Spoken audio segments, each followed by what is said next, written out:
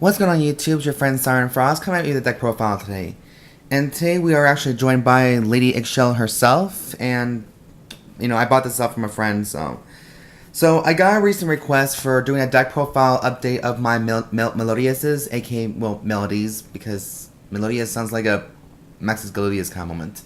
So this is my take on the deck profile. I haven't done Melodies in a very long time just because with Link format being out, I decided to go on and play my main deck as Trickstar, which is Trickstars. So it's not that I didn't want to play Melodies anymore because of the meta and because of the bandwagon and shit like that. That's not what I want to do it. It's because I want to test out different decks that can suit more my benefit and will help me to push my limits a little bit more. And that's what that's what Trickstars actually did. Uh-oh. Crap. Oh, shit. Come on, stay. There you go. Stay right there. Stay right there. Sorry, my camera thing thread's kind of busted. I need to go get a new camera, but they're getting so expensive. But anyways, guys, this is my new take on the deck profile. Hope you guys enjoy it. Let me know in the comments what you guys think. And as always, guys, there's always going to be a description down below in the comment section. Oh, not in the comment section. Description box. I keep forgetting what that thing was. So, without any further ado, let's get on the deck profile. And for monsters, so starting out with monsters, we're playing 3 Sonatas. If you control a face-up Melodious monster on the field, you can special summon her. And if this card was summoned this way, while this card's on the field, I think, but yeah. All fairy type monsters you have on the field gain 500 attack, is that correct? Oh, attack in defense. Oh, this was special summoned, okay. Alright, so they have to be special summoned in order to activate their abilities, but yeah. It's been a long time for me, guys, so cut me some little slack. So 3 of her, 2 Arias, because she's basically your wall. If she's special summoned, your opponents cannot target any melody monsters on the field with card effects. Oh, melody monsters on the field cannot be targeted by your opponent's card effect or can be destroyed by battle. Okay, makes sense. And now, we all know that melodies are based on fusion based. So, what best way for a deck? Get some fucking materials. So I'm playing, personally, for 3 Sopranos because she is a built-in Polymerization herself upon her summoning. When this card is special summoning, you can target 1 melody monster from your graveyard and add it back to your hand. And once per turn, you can fusion summon without Polymerization, using any monsters that you have on the field, including this card. So that is a really good plus, personally. And what I love about this, mostly, it's Starfoiled. I try to go a little more rarity upper, but, it's hard to do sometimes. So then we're playing 2 solos, because we wanted that special summoning. But that can only be achieved if she's destroyed by battle. Which fucking sucks, but still. Ooh, always some dust. Okay. And then we're playing 2 scores because we want to fuck your opponent up a little more with some attack reducement. If your opponent attacks a melody monster, basically their attack points are reduced down to... Attack and defense is reduced down to 0. So, there you have it. We're playing 1 more Mozarta because I think you usually need only 1 for the bigger monsters, but in some cases, if you want to get like Shuberta out quickly, you kind of have to need them more, but I think I would prefer to go with 1 for right now. And then 2 more Zatas. So in case 1 dies, you can have another one in its place. And once per turn, you can special summon 1 light fairy type monster from your hand. You cannot special summon any other monsters besides light monsters. Personally, I think this might be a plus for me if I use this in Trickstars. Actually, now that I think about it, do you guys think I should play some of these cards in Trickstars? Or just keep it as a separate deck? Just leave in the comments what you guys think. This just seems kind of juicy right now. So for tech cards, for hand cards, we have 2 Onuses, 1 Gofu for that Link format, synchroing. Unfortunately, this is not going to be a synchro build. There's going to be no synchros in here, so Gofu's been in here just to get that Decode Talker out very quickly with Proxy Dragon or Link Spotter. You know what the fuck you want to do with it. I don't know. It's up to you guys. And then 1 Maxx because when your opponent special summons a shit ton of monsters, you draw cards. And we all like draw power, right? Okay, let me just try and get this all organized and not this all mischievous shit. So that's going to be it for the monsters. There we go. So that's 19 monsters right here. And now for spells, we're actually going with... Sorry, Eggshell, I didn't mean to cover your sweet, beautiful face. So we're playing 3 movement solos. If you control no monsters, special summon 1 melody monster from your hand, as long as level 4 below, which fucking sucks because you want the big guys out early, I think. And from your hand, deck. Oh, okay, that's good. And you can only activate 1 movement solo per turn. You cannot special summon any more monsters except melody monsters. Well, that's kind of fucking simple as it is. So this will help you get the bigger guys out quickly. Ow. Damn cold. Why you suck so much? Next, I'm playing 2 Pianissimos. I don't even know why nobody doesn't even run this card, personally. It's a very good tech card, if you really think about it. Because, yes, your monsters will... The target monster will lose all of its attack points, but for that one turn, it can't be destroyed by battle by card effects. So, for that turn, it's a very good tech card, especially if you have it in defense mode. I think you really need it. And I honestly don't know why many people don't play it. I mean, there's a lot of hidden... To me, personally, there's a lot of hidden tech cards that we all don't know about. And some people are just mostly on a bandwagon about hype decks because they're about winning, and that's all it is. Which is kind of sad for our community. I'm sorry to say it, but it's kind of sad for our community. That they focus so much on hype cards and money cards, but they keep forgetting the little small things do count. And as a famous quote says, power comes in many forms. Anyways, enough of my rambling. Let's get on to the deck profile more. So I'm playing also 2 Fortissimos. This is a built-in polymerization in its own right. But once per turn, you can select 1 melee monster on your side of the field. It gains 800 attack into your next standby phase. To the next standby phase. And yeah. And even if this card leaves the field, which is great.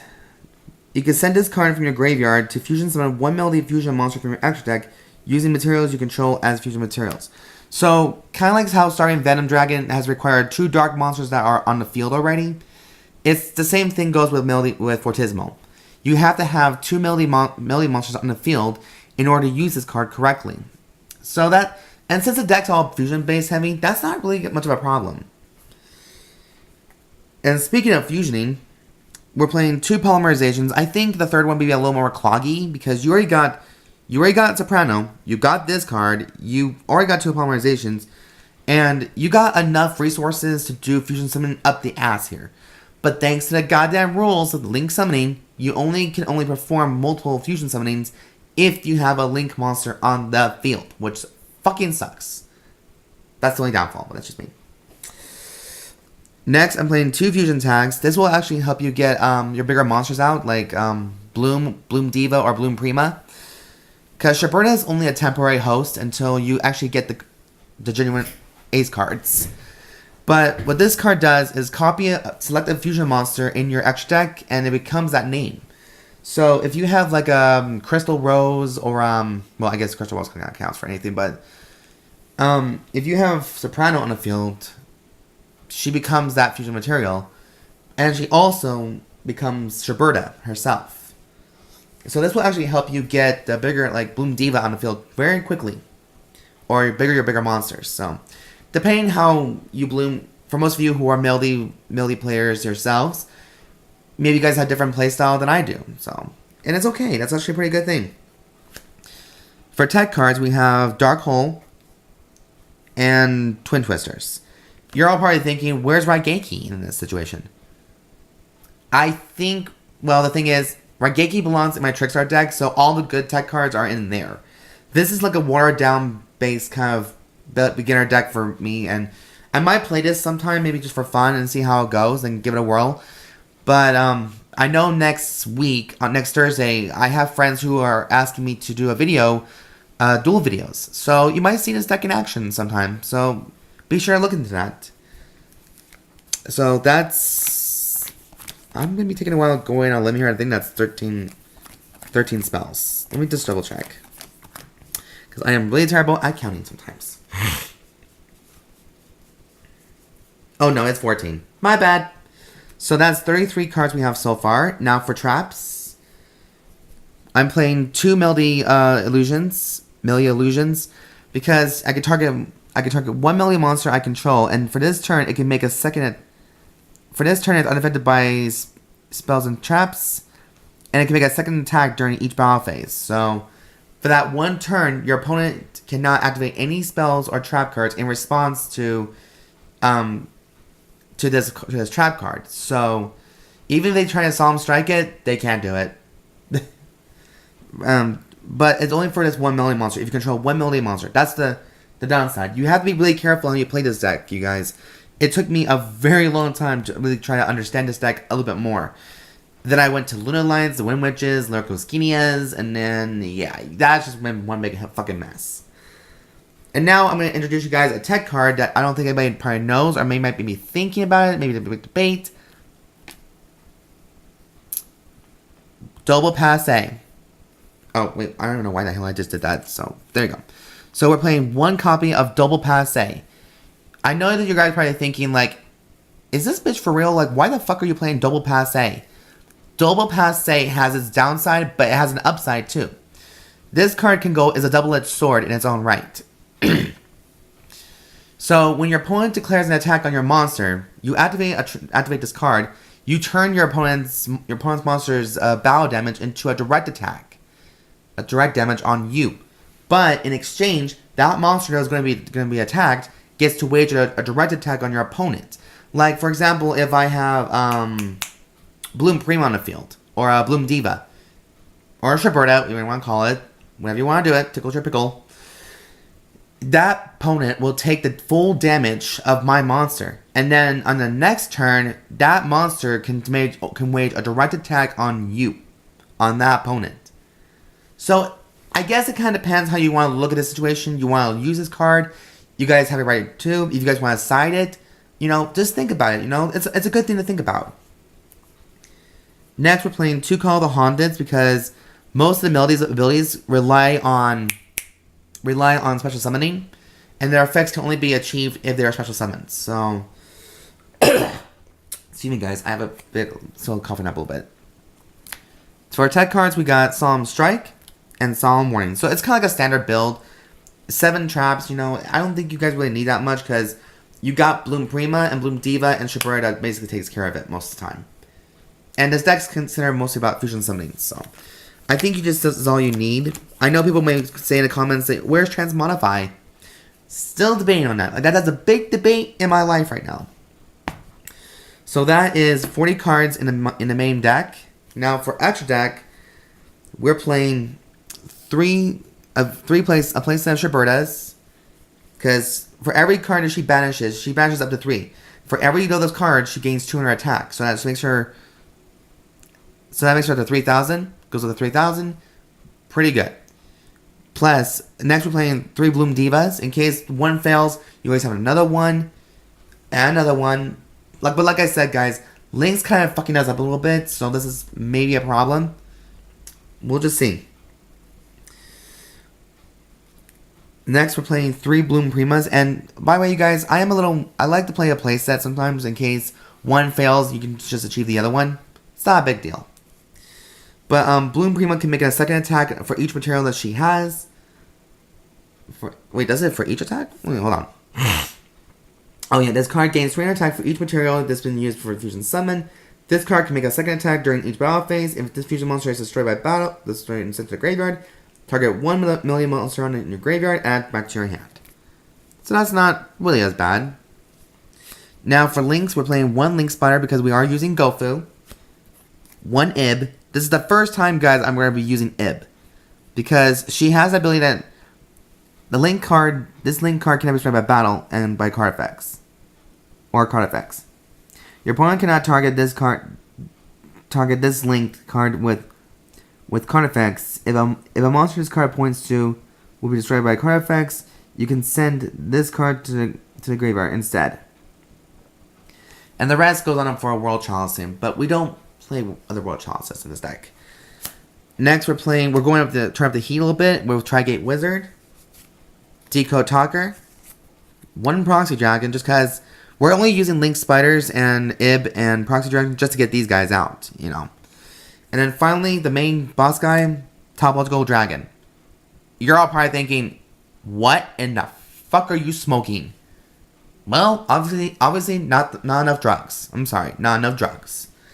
But Topologic Dragon, upon its markers, like if your opponent does this, like you have 3 chances here. So you can only use 2 spaces. However, Bloom Diva's ability can be activated by battle or by card effects.